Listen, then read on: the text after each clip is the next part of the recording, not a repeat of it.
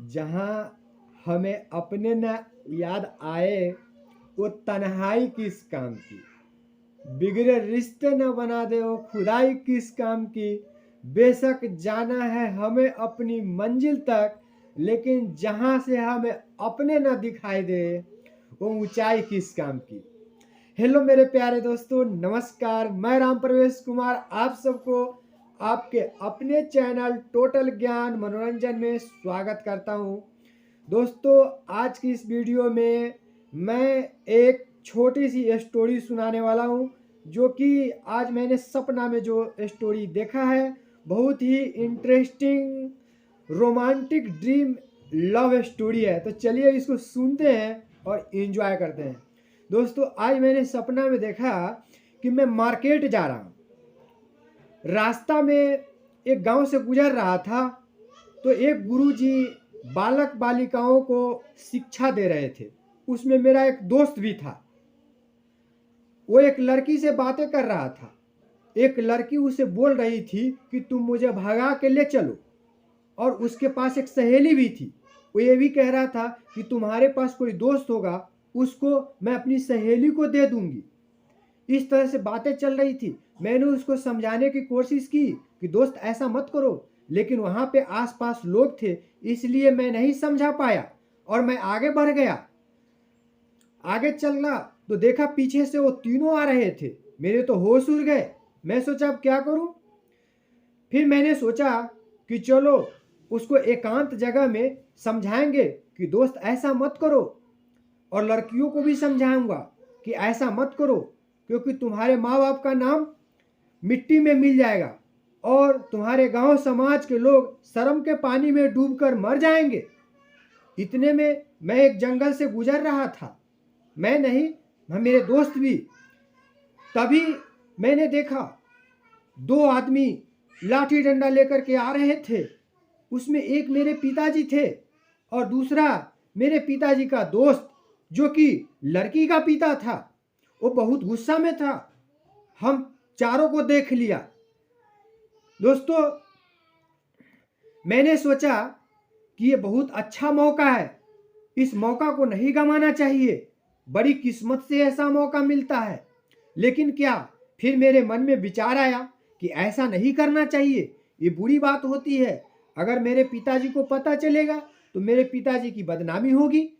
इस तरह से मैंने अपने मन को काबू में लाया। इस तरह से बहुत मन को समझाया। अपना तमाचा मैं अपने मन के गालों पर जोर से मारा और मैं अपने मन को काबू में लाया। इतने में मेरे पिताजी और उनके दोस्त पहुंच गए। हम चारों को देख लिया, पर मेरे पिताजी का दोस्त, जो कि लड़की का पिता था, वो मुझ पर डंडा चलाना चाहा। लेकिन मैं बहुत समझाने की कोशिश की कि अंकल, पहले आप मेरी बात सुनो। मैं ऐसा बिल्कुल भी नहीं हूं, पहले आप सच्चाई को जानो। लेकिन मानने के लिए तैयार नहीं था। मैं जोर जोर से, अंकल आपको जो मन में है वही करना, लेकिन पहले आप धैर्य से मेरी बात को तो सुन लो। तब कहीं जाकर के उसका गुस्सा थोड़ा शांत हुआ। फिर बोला, बताओ तुम ऐसे उल्टे सीधे हरकतें करते हो, तुम क्या कहना चाहते हो। तब मैंने उसको सारी बातें सच्चाई समझाई कि मैं गलत नहीं हूं, बल्कि एक लड़की है जो कि आपकी लड़की की सहेली है, वो मेरे दोस्त को बहका रही थी और मेरा दोस्त भी उस लड़की को बहका रहा था, और उसके साथ में आपकी लड़की थी। तो मैंने समझाना चाहा, लेकिन वहां पे आसपास में लोग थे, इसलिए मैं नहीं समझा सका और मैं यहां तक ले आया। सॉरी, मैं यहां तक आ गए और यहां पर मैं उन्हें समझाने की कोशिश की। इतने में आप आ गए। आप मेरी बात को समझिए, मैं गलत नहीं हूं।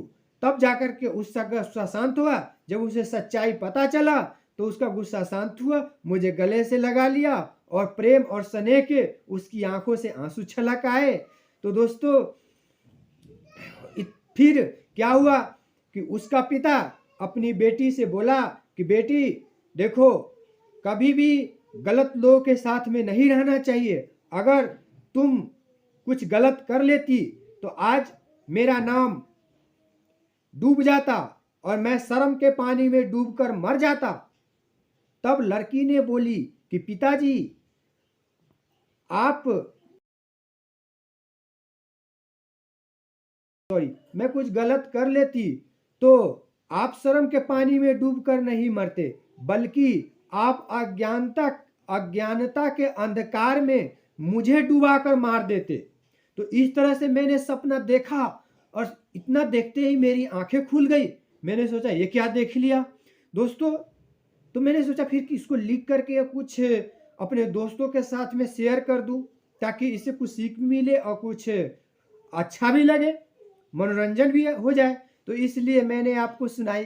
कैसी लगी मुझे उम्मीद है अच्छी लगी होगी। कमेंट करके ज़रूर बताना। मैं राम प्रवेश आप सबको तहे दिल से धन्यवाद देता हूं और आज के लिए इतना ही। फिर मिलेंगे अगली वीडियो में। तब तक के लिए खुश रहे, मस्त रहे, stay happy and be the best. जय हिंद, जय भारत।